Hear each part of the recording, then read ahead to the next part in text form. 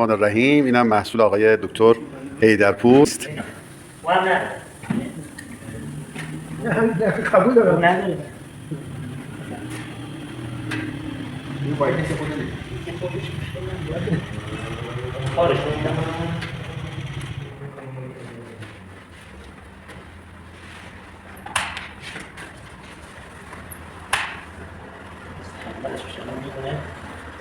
که در حساب چی نمیخواد ببینید؟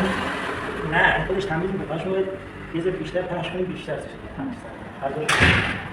حالا اون قرمزش هم آقای حیدرپور، اون قرمزش هم بذار ببینیم، اون قرمزش هم همون کنارت ببینیم چی میشه این.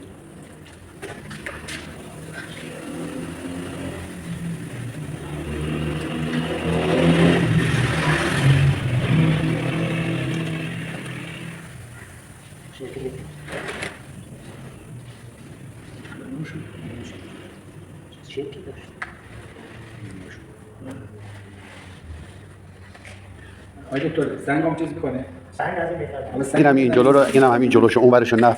گرچه اطمینان پیدا کردیم به کارتون ولی اینم فقط همین جلوشو امتحان کن. این هر چی میگه سیب. آره. این تاچی خوش بشه قشنگ. یه درمان نیست.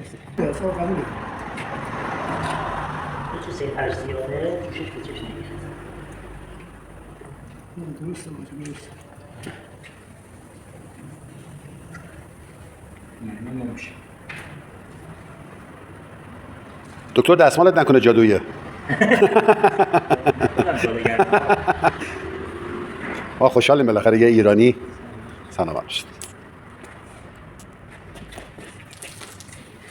دست شما درد نکنه دکتر. بعد موندگاریش چطوره دکتر؟ تا زمان که کسی کنیم دیگه